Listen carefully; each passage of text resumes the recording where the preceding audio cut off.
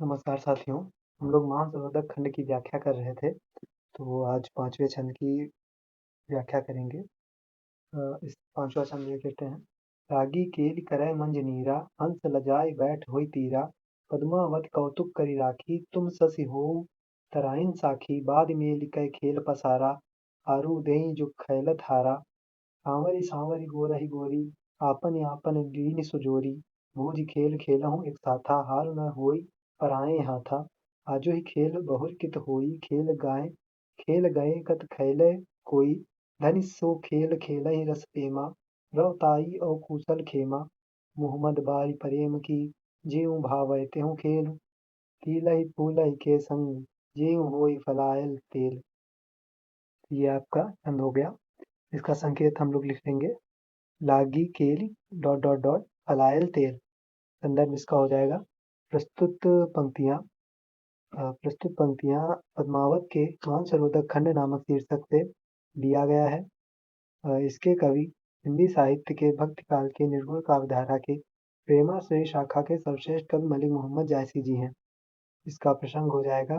कवि मानसरोवर केली में जायसी पद्मावती और उसकी सखियों को जल क्रीड़ा कर वर्णन कर रहे हैं। इसकी व्याख्या देखते हैं। पहले इसके थोड़े कठिन शब्दार्थ जो हैं उनको देख लेते हैं।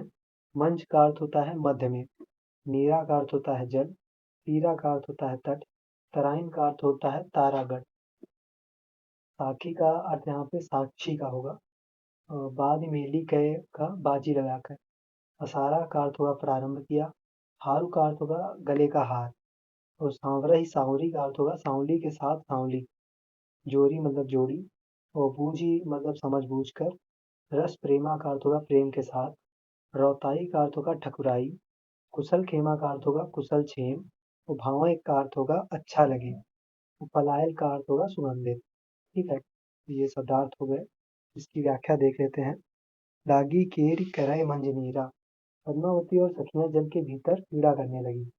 हंस लजाई बैठ हुई तीरा, उस सुंदरता को देखकर हंस भी लज्जित होकर तट पर जाकर बैठ गए।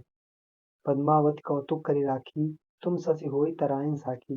सखियों ने पद्मावती से कहा कि तुम चंद्रमा की भांति हम सखियों जो तारे के समान हैं साक्षी बन जाओ, तुम हमारा खेल देखने वाली बनो। बाद मेल के खेल पसारा, यहाँ होगा। पद्मावत कौतुक करि राखी, तुम सजि होई तराइन साखी, बाद मेल के खेल पसारा, हारों देई जो खेलत हारा। तुम हमारा खेल देखने वाली बनो। खेल यह शर्त लगाकर प्रारंभ हुआ कि जो खेल में हार जाएगी वह अपना हार जीतने वाली सखी को दे देगी। सांवरहि सांवरि गोरहि गोरी, आपन आपन लीन सुजोरी, बूझ खेल खेलहु एक साथा, हारू न होई पराए हाथा। सांवली ने सांवली को तथा गोरी ने गोरी को अपना जोड़ा बना लिया। फिर कहा कि इस प्रकार खेलो कि दूसरे पक्ष की जीत ना हो। आज ही खेल खेलने का अवसर है, फिर यह अवसर नहीं मिलेगा। आजो खेल बहुर कित होई, खेल गए कत खेलय कोई, धनि सो खेल खेलहि रस पेमा, रव ताई और कुशल खेमा।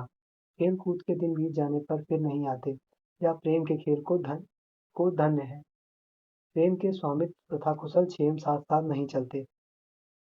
कवि कहता है कि यह प्रेम की बाजी है, लगातार देख ले। जिस प्रकार तिल्ली फूलों के साथ रख देने से सुगंध आने लगती है, उसी भांति यह प्रेम खेल से मधुर हो जाता है। तो अब इसका व्याख्या हो गई है। अब इसका काव्य सौंदर्य देख लेते हैं हम लोग। ये जीवन एक खेल है, हार या जीत उसका फल है। तो ये इस भाव से भाव यह निकलता है। प्रस्तुत दोहे में कवि ने अवधी भाषा का प्रयोग किया है। इस काव्यांश में चौपाई और दोहा छंद का प्रयोग हुआ है। शब्द योजना आकर्षक, सार्थक एवं भावानुकूल है। भाषा और वर्णन शैली की प्रौढ़ता प्रत्यक्ष हो रही है। तो ये आपका 5वां छंद भी कंप्लीट हो गया है। धन्यवाद।